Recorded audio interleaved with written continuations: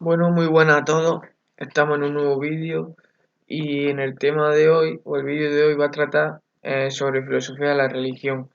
Y me quiero centrar en el cómo analizar sobre la religión en general, cómo analizarla desde diferentes perspectivas, por ejemplo, la sociología, la filosofía o la psicología. Y nada, vamos a tratar un poco sobre algo que se llama el fenómeno religioso, ¿no? Pues eso, se puede analizar de muchas formas, ¿no? La religión, por ejemplo, muchos creen que la experiencia religiosa es muy parecida a la experiencia estética, ¿no? Uno de ellos era un filósofo pesimista y medio nihilista también, que era Schopenhauer. También desde la psicología, por ejemplo, como hizo Freud o como hizo William James, aunque Freud yo no me quiero meter mucho porque considero que es bastante mito lo que él dice de la religión, aunque bueno, si eso comentaremos algo, no sé. William James sí me gusta más, que también es de psicología, o también desde la sociología, por ejemplo, uno de los más famosos es el sociólogo Emil Durkheim, ¿no? Uno de estos que debatía con Adam Smith sobre la ciudad, el pueblo, lo que conlleva vivir en un sitio o en otro y cosas así, ¿no? Entonces Durkheim lo que hace es, francés, lo que hace se considera uno de los padres de la sociología, vaya, es el primero que incide en separar entre dos ambientes. El primer ambiente sería el ambiente de lo sagrado y el segundo ambiente sería el ambiente de lo profano, ¿no? Es una especie de dialéctica, es una contraposición entre dos cosas contrarias, pero que no son necesariamente contrarias, porque se pueden complementar, ¿no? Y esto es algo característico de la religión en general, ¿no? Entonces, lo sagrado lo que hace, según Dworkin, es que de alguna forma genera una especie de sentimiento o genera orden o mejor dicho cohesión social, ¿no? Hace que la gente esté más unida. Esto es una característica que tiene lo sagrado, ¿no? En cambio, lo profano no tiene esta característica necesariamente, ¿no? Pero un ambiente sagrado es un ambiente de cohesión social, de unión, donde la gente no se suele pelear y van ahí voluntariamente, como una iglesia, ¿no? Por ejemplo, o sí, una misa, cosas así, ¿no? Una boda, una ceremonia de matrimonio. Cosas así, vaya. Entonces, uno de los fines que tiene la religión para Durkheim es generar esta cohesión social, por un lado, y por otro lado, otra cosa que está muy relacionada con esta cohesión social, que es la vida en comunidad, ¿no? Que, bueno, es lo que dijo ya Aristóteles, que el hombre es un animal social por su propia naturaleza y para vivir solo o bien hay que ser una bestia o bien hay que ser un dios. Aunque hay mucha gente que ha vivido que ha vivido sola, aunque no sea desde el principio, en sus vidas, que voluntariamente se aislaron, ¿no? Por ejemplo, el filósofo Henry David Thoreau fue uno de ellos, ¿no? Esta gente así primitivista o anarcoprimitivista, pues son de esta gente que prefiere vivir en solitario antes que vivir en comunidad, pero la religión es uno de los aspectos que tiene, aparte de la cohesión social que viene influida por lo sagrado, que es lo sagrado lo que hace la cohesión social, esta cohesión social hace también a sí mismo una vida más en comunidad y no tan atomista, ¿no? Entonces, la religión lo que hace es romper con este atomismo que muchas veces se le ataca a libertarios liberales con que sus filosofías son atomistas, pero claro, incluso si esto fuera verdad, uno podría contrarrestar este atomismo con la religión.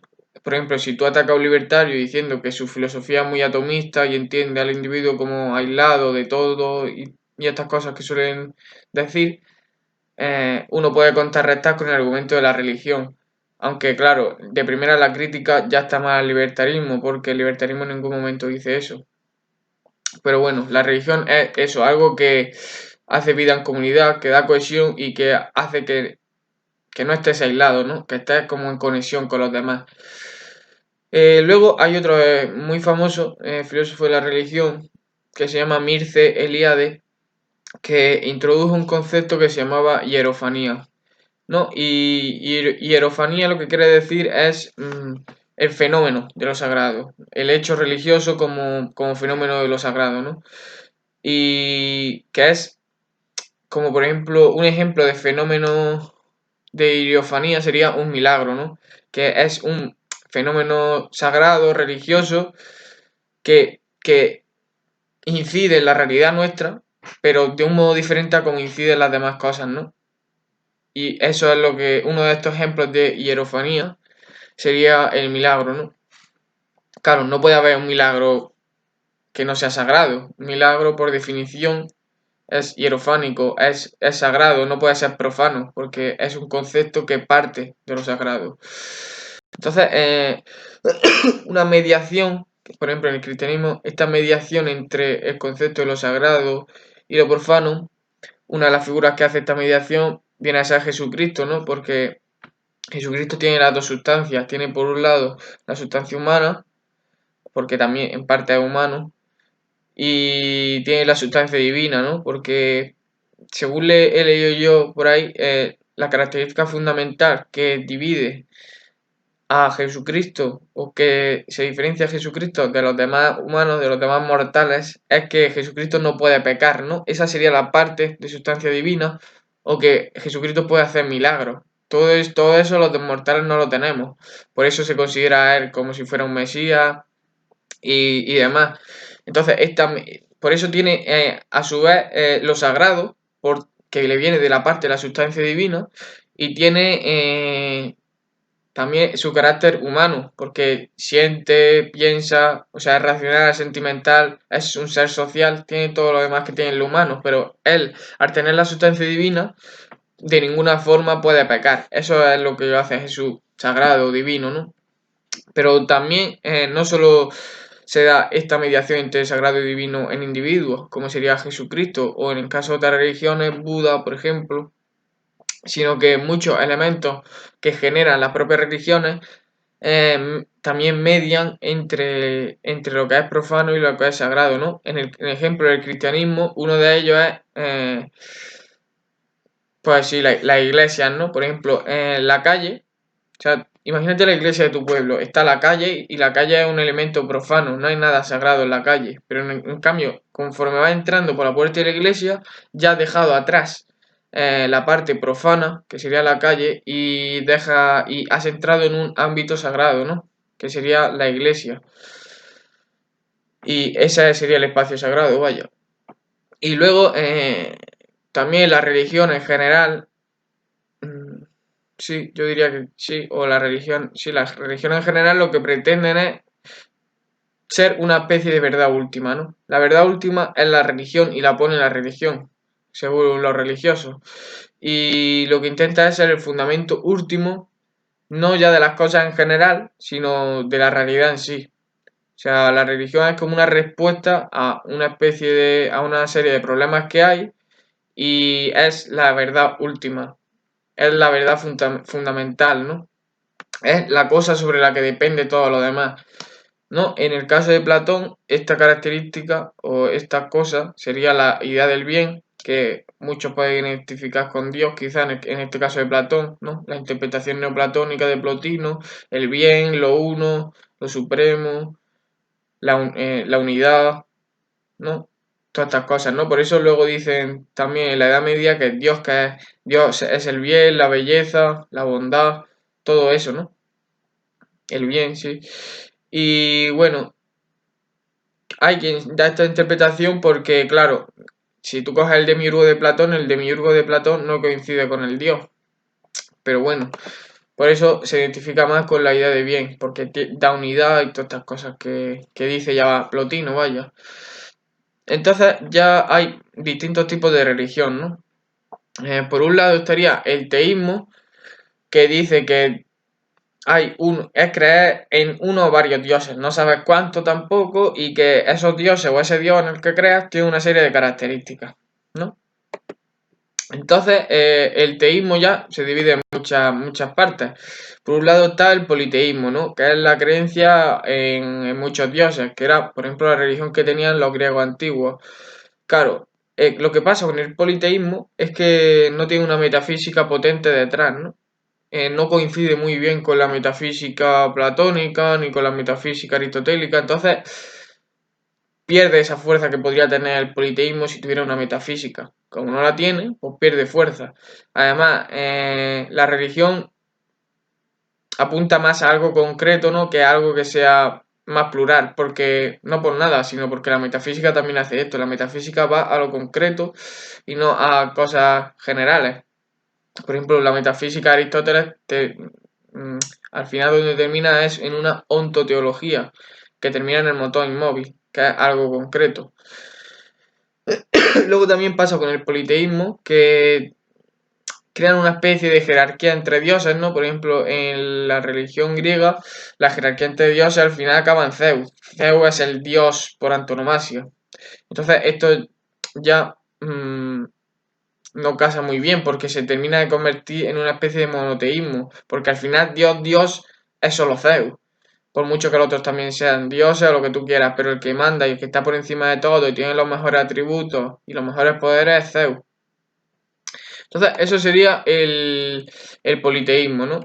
Luego está el panteísmo, que se podría ver en autores de filosofía como viene a ser Spinoza, que niegan que Dios tenga la característica de ser trascendente y dicen que Dios es inmanente. En el caso de Spinoza, Dios es lo mismo que la naturaleza. La naturaleza con N mayúscula es lo mismo que Dios y es inmanente en vez de trascendente. Esta es la parte donde más corta el panteísmo con el monoteísmo, por así decir.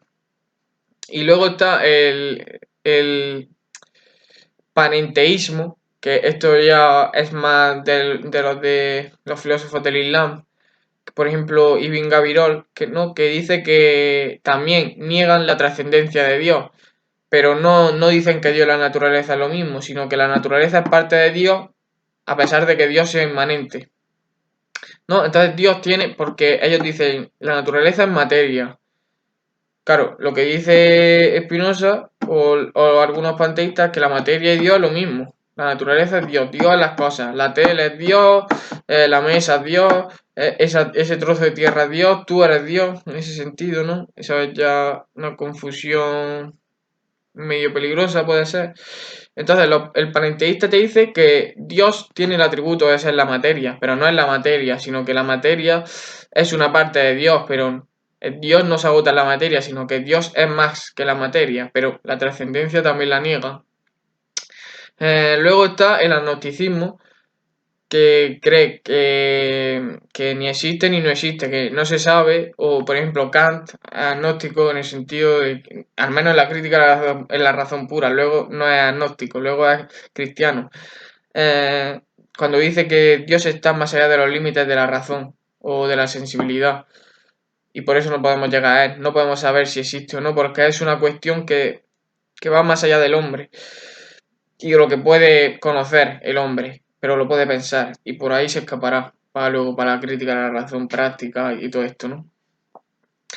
Y luego está también, eso sería el agnosticismo, que por ejemplo en autores de la escuela austríaca está Mises o Hoppe, que los dos son agnósticos, y también Rothbard, pero con Rothbard hay más debate por el tema de que al final de su vida Rothbard se acercó bastante al catolicismo, aunque no hay garantía de que terminase siendo católico.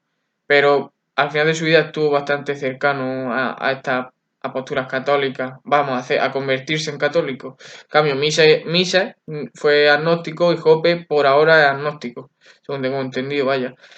Luego está el ateísmo, que niega la existencia de Dios. Marx, por ejemplo, Nietzsche. Y luego está el monoteísmo, que lo he dejado para el último porque seguramente es del que más vaya a detenerme aquí a hablar. Entonces, lo que dice el monoteísmo es que solo existe un Dios, pero que este Dios tiene muchas características, ¿no? Por ejemplo, Dios es perfecto, Dios es omnipresente, Dios es omnipotente, porque claro, tiene que ser omnipotente y omnipresente si quiere ser perfecto. Dios es infinito, Dios es incorpóreo, eterno, tiene la característica de trascendencia, inmutable, nunca cambia, siempre igual, benevolente y parecería que tiene alguna especie de personalidad en algunos casos, ¿no? Claro, si es benevolente, ya tiene un rasgo de personalidad. Así que, por ejemplo, eso es lo que no tiene el dios de Aristóteles, ¿no? La personalidad es lo que el cristianismo mete esta personalidad que el motor inmóvil no tiene en Dios. Pero claro, el Islam esta personalidad no la mete tanto, por eso el Dios del Islam se parece más al motor inmóvil. Es decir, no ha avanzado tanto desde Aristóteles. En cambio, el cristianismo, por ejemplo, sí. Claro, perfección, este atributo quiere decir que está acabado. Es como que ya no hay que pulirlo más, ¿no? Es como perfección es como la casa hecha. Ya no hay que tocarle ni que hacerle nada. Va a estar así para siempre. Eso sería como el atributo de perfección, que está terminado y como está terminado no hace falta que cambie, porque ya al estar terminado ya es eterno, porque si cambia significa que no está terminado y por tanto no sería perfecto. Y a eso quiere, porque lo perfecto es lo que está ya acabado y es inmutable, y al ser inmutable es eterno, y así van unos atributos relacionándose unos con los otros, ¿no? Y bueno, luego hay el monoteísmo ya sí que casa mejor con la metafísica occidental, casa mucho mejor con el platonismo, casa mucho mejor con el aristotelismo, y ya dentro ya del cristianismo, por ejemplo, se dan autores más platónicos, autores más aristotélicos, ¿no? La contraposición que se suele hacer es San Agustín como figura platónica o más bien neoplatónica y Santo Tomás como la figura aristotélica. A mí me gusta más el cristianismo aristotélico, lo veo con mucha mejor base filosófica y mucho mejor desarrollado, vaya, ontológicamente también y todo. Y eso, pero también, por ejemplo, a mí San Agustín me gusta bastante, vaya. O sea que, no. Algunos dicen que fue San Agustín el que descubrió la subjetividad. Pues no está tan mal esa interpretación, ¿eh? Claro, claro, luego ya vemos que Dios casa mucho más con la metafísica occidental y Dios tiene, ya metiéndonos en cosas de filosofía de la Edad Media, Dios tiene dos clases de potencia. No quiere decir que está en potencia, que eso serían cosas aristotélicas, no. Que tiene dos clases de potencia. Una sería la potencia absoluta y otra es la potencia ordenadora. Y aquí ya lo de la potencia absoluta y ordenadora ya empiezan los medievales a discutir, ¿no? Entre ellos. Porque debatían mucho sobre Dios y sobre todos estos temas, vaya. Claro, y lo que quieren decir es que Dios puede hacer todo, pero no hace todo. Ojo, que son cosas diferentes. Tiene el poder para hacer todo lo que quiera, pero no todo lo hace. Aunque claro, aquí ya hay debate, por ejemplo. Hay quien dice que Dios no puede hacer que una pared sea blanca y verde a la vez en el mismo sentido. Porque esto iría contra el principio de no contradicción que señala Aristóteles. Dios no puede ir contra la lógica. Claro, si decimos que Dios es racional, esto estaría bien sustentado. Si atribuimos a Dios la característica de ser racional, si nosotros somos racionales y Dios nos ha hecho a su imagen y semejanza, si nosotros somos racionales, de ahí cabría deducir que él es también racional. Entonces, si es racional, no puede ir contra el principio de no contradicción. Luego hay otros que dicen que no, que como por ejemplo Occam, filósofo de la Edad Media, dice que no, que esto no, que Dios sí puede ir contra el principio de no contradicción, que Dios puede con todas las contradicciones y con todas las paradojas. Eso es básicamente lo que dicen Occam. Porque él entiende que Dios es voluntad pura. Dios puede hacer lo que quiera. La potencia absoluta es absoluta y ni siquiera le limita la lógica. Yo soy más partidario de que no, que Dios es racional. Es decir, aunque yo sea agnóstico, me parece mucho mejor sustentada la parte de que Dios es racional y no podéis contra el principio de no contradicción. Pues eso iría contra... Claro, porque si es perfecto tiene que ser racional, a no ser que ahora lo perfecto no tenga que venir con lo racional. Entonces, ¿para qué nos hace racionales si no ha hecho su imagen y semejanza? ¿No? A mí me parece mucho mejor la posición de que Dios es racional y no va contra la lógica.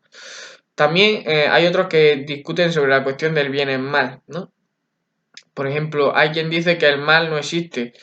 Por ejemplo, San Agustín, ¿no? Porque claro, esto tiene una buena fundamentación filosófica, la verdad.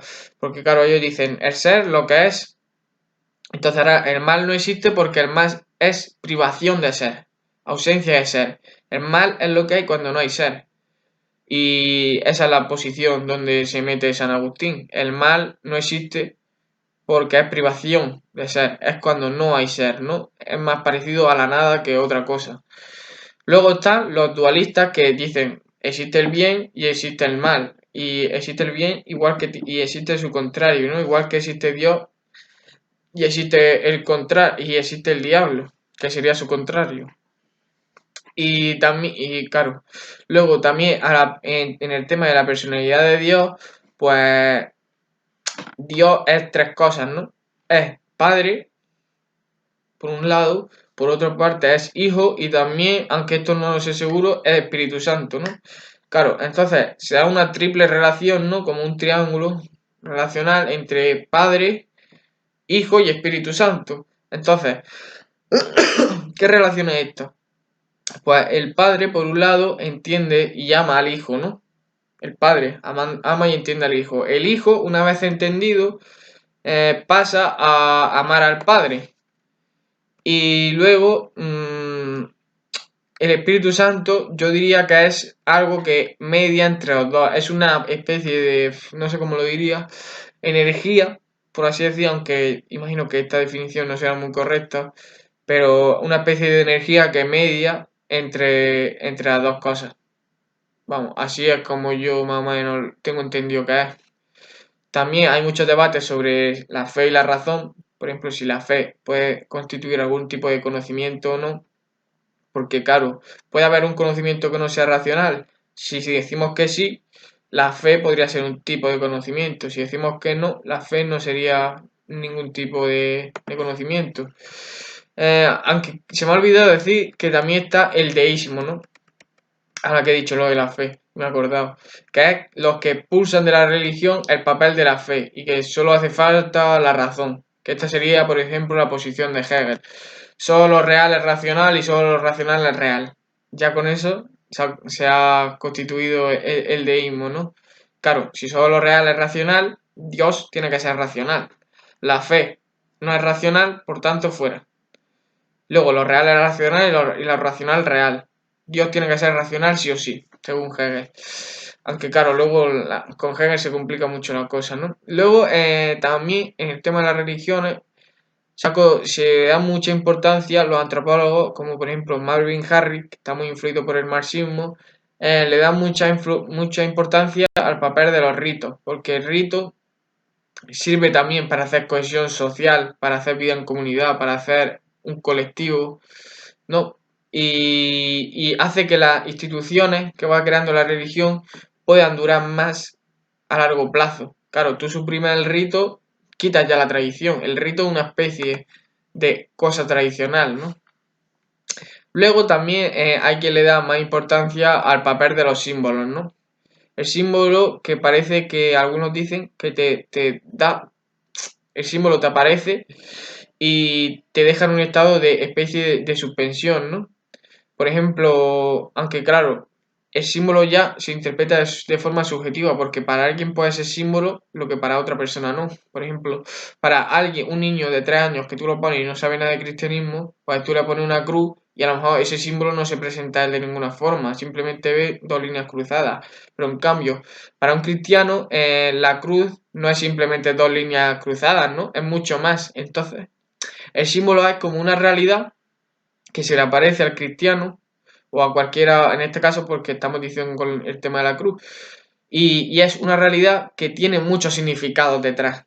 Es como, el símbolo es un elemento con muchos significados detrás de él, ¿no? Porque es una especie de mezcla entre dos cosas el símbolo religioso. Que claro, que eso luego copia el Estado, porque el Estado copia la religión a tope, vaya. Claro, por ejemplo, el símbolo del Estado, ¿cuál es? La bandera, la nación, y apela a estas cosas, ¿no? Copias de la religión todas, pero bueno. Claro, el símbolo estatal es la bandera, o el Estado, ¿no? Por el propio Estado. O, por ejemplo, el ejército también suele ser un símbolo estatal, ¿no? Cuando pasa el ejército se pone así. Pues es que es una copia de la misa, cuando es un ritual del Estado. Igual que en la misa es una serie de rituales, porque el Estado es un ente religioso. Lo que pasa es que el Estado es un ente religioso patético sin fundamento ninguno, porque no tiene ninguna metafísica detrás. Por eso yo respeto más a la religión que al Estado, porque la religión tiene una metafísica detrás y, por ejemplo, en muchos casos tiene una metafísica de siglos detrás, como en el caso del cristianismo, ¿no? Pero ¿qué metafísica tiene el Estado si no tiene ninguna metafísica detrás, ¿no? Entonces, volviendo al símbolo religioso, que el Estado hace de sus símbolos laico, aunque lo laico es una especie de religión también, porque lo laico es la religión del Estado.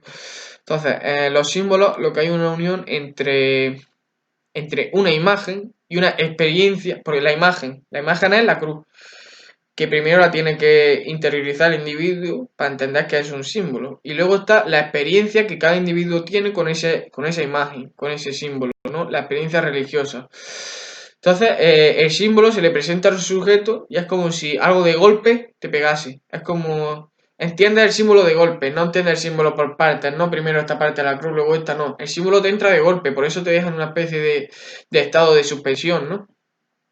Y tampoco se aprende, el símbolo no se aprende de modo racional. Es decir, tú puedes, a lo mejor significado sí, pero como te se presenta el símbolo, como se te da la experiencia religiosa, no es por medio de la razón, sino es por medio de esta experiencia, que es una mezcla de dos cosas. O sea, tú tienes primero que aprender qué es el símbolo de forma racional o de la forma que tú quieras.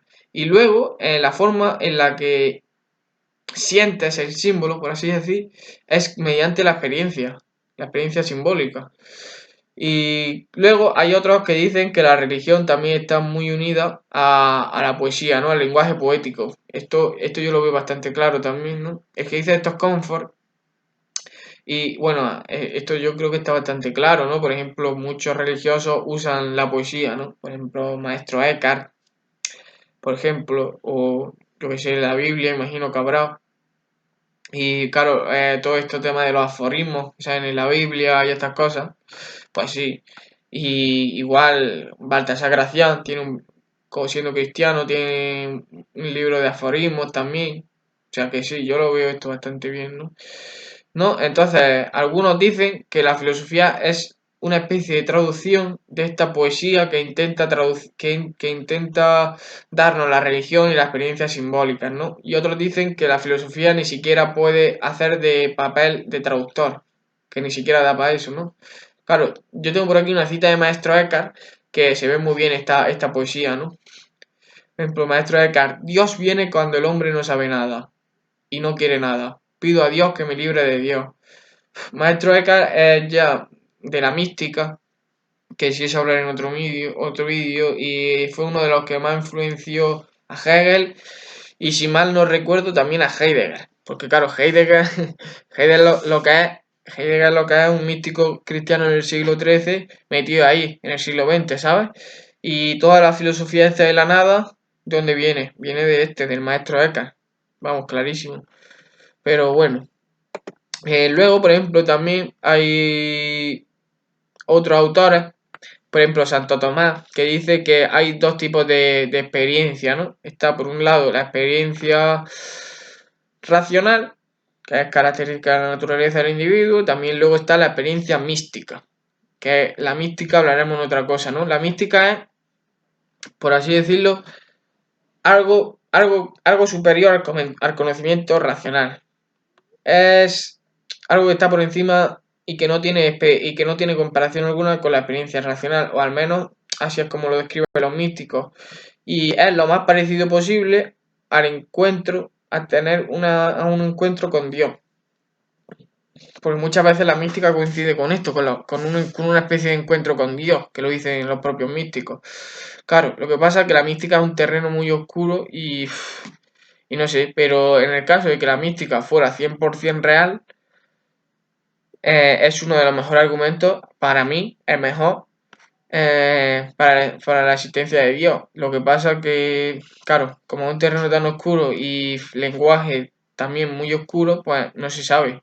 Pero si no hubiera duda alguna y la mística no tuviera todo esa cortina de humo que tiene, pues sería una forma de esto, de demostración de la existencia de Dios, mucho mejor para mí, porque a mí los argumentos racionales, a ver, no los conozco todos, pero no me suelen convencer.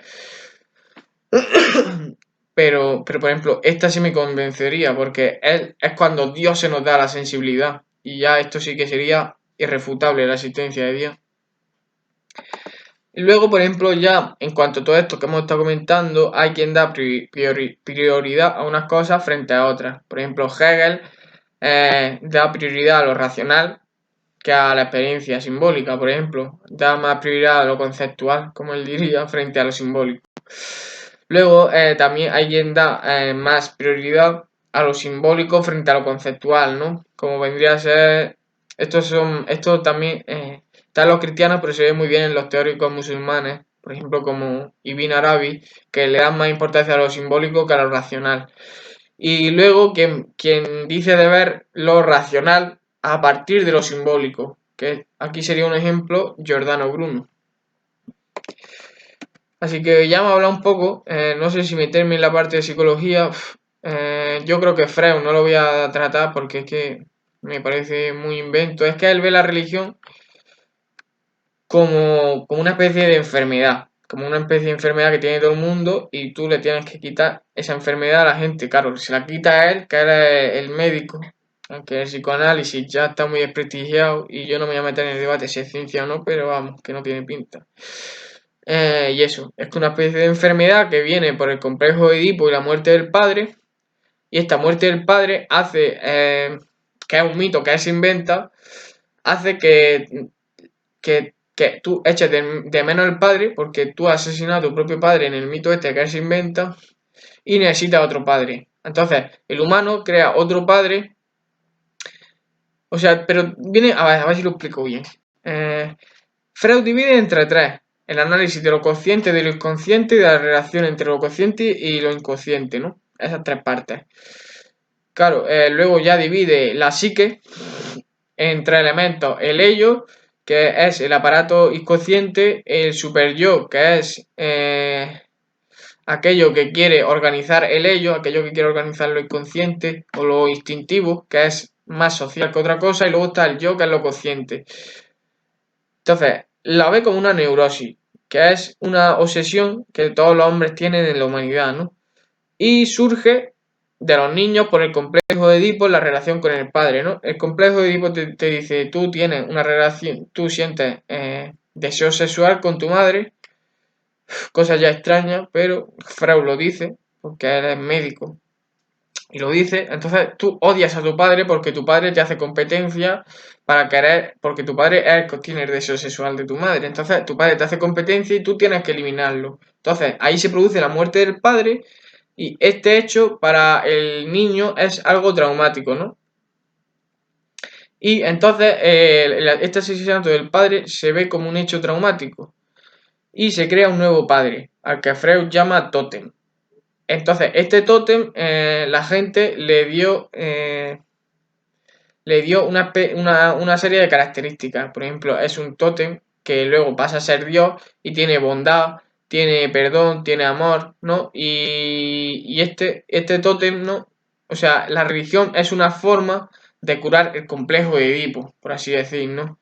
Y por eso Freud dice que no, que esto es falso todo, que es fruto de un trauma la religión y, y por tanto tienes que someterte, porque estás enfermo, tienes que someterte a una serie de cosas y dejar de ser enfermo. Y luego está William James, que es el filósofo del pragmatismo, que a mí me gusta bastante, ¿no? Y lo que dice es que la religión es algo natural, que viene del propio sentimiento, temperamento humano, de cómo es el hombre, ¿no? Porque es un animal metafísico, tiene una disposición natural metafísica, como dice Kant, ¿no? O como dice Feuerbach, es un animal religioso. O como dice Max Scheler, amigo de Mises, es lo que distingue al animal del hombre es que el hombre tiene espíritu y el animal no. ¿No? Son muchas cosas ya las que entran aquí. Entonces, lo que William James hace es distinguir entre dos tipos de mentalidades. La mentalidad, por un lado, sana y la otra mentalidad, por el otro lado, enferma. Y entonces, de estas mentalidades se derivan un distinto tipo de religiones. Por un lado, las religiones sanas y las religiones enfermas. Entonces, las religiones sanas son las religiones, por así decir, más optimistas, ¿no? Las que suelen decir que no existe el mal en el mundo, y estas cosas, ¿no? Que suelen ser más de las religiones que William James llama sanas, religiones de tipo oriental, ¿no? Budismo, hinduismo, cosas así. Y luego están las religiones de mente enferma, ¿no? Que dicen que no niegan el mal ni lo negativo, que son las religiones occidentales. Ahora, no hay que creer que por ser religión de mentalidad sana es como más sana en salud o psicológicamente una religión o más enferma, ¿no? Porque ahora veréis lo que dice William James, ¿no? Entonces, también tienen mucha más propensión a distinguir entre lo profano y lo sagrado las religiones de mentalidad enferma que las religiones de mentalidad sana. Que podríamos decir, por cambiarle el nombre si queremos, religiones occidentales y orientales. Las occidentales, como el cristianismo, tienen esta dialéctica entre sagrado y profano, está mucho más enmarcada que las religiones orientales. Y en las orientales no, ¿no? Y también el conflicto mente-cuerpo, también dice James que se suele dar mucho más en las occidentales, se suele dar más fuerza en las occidentales que en las orientales, aunque yo creo que las orientales también inciden mucho en la noción de espíritu, pero bueno, ¿no? Todo esto es nirvana como estado espiritual o mental y el cuerpo se deja de lado, pero también, no sé, la relación cuerpo-mente o cuerpo-espíritu también es de todas las religiones, solo que James dice que en las religiones occidentales esta batalla, por así decirlo, esta dialéctica se da mucho más. Entonces, las religiones que son superiores para William James, y esto es lo gracioso, son las religiones de mentalidad enferma, ¿no? O sea, por eso no hay que dejarse llevar por la apariencia, porque aquí la apariencia te está diciendo como que el que quiere una religión occidental está enfermo mientras el otro está sano, y dice James que no, que las religiones superiores son las de mentalidad enferma. ¿Por qué? Porque la religión superior, la mentalidad enferma o la occidental, como queramos llamarla, puede entrar a niveles más profundos de la conciencia. Y esta característica es la que William James cree que, que hace superior unas religiones a otras. Que se puede llegar a un nivel de conciencia más profundo, ¿no? Y eso. También luego ya con la estética, Schopenhauer relacionará mucho y la experiencia religiosa con la experiencia estética, pero yo de ese tema ya no controlo tanto, ¿no? Así que nada, hasta aquí era lo que quería hablar de filosofía de la religión hoy. Imagino que cuando pueda haré otro siguiente vídeo de filosofía de la religión sobre mística, porque no es solo mística en el cristianismo, hay mística en todas las religiones, bueno, en casi todas, no sé. Pero no es algo específicamente cristiano, aunque yo creo que donde más se ha dado la mística es en el cristianismo. Así que el siguiente vídeo lo haré sobre mística o sobre epistemología, no lo sé, porque no sé, hoy me apeteció hacerlo de esto, pues ya no sé, no tenía pensado hacerlo tarde o temprano, pero tengo ahí algunas cosas sobre religión por ahí y sobre filosofía medieval, así que nada. Pues espero que haya gustado el vídeo y, y nada, si os ha gustado, suscribiros, darle like, compartir si queréis, comentar lo que ha aparecido en los comentarios y ya está. Así que hasta luego y que os vaya bien.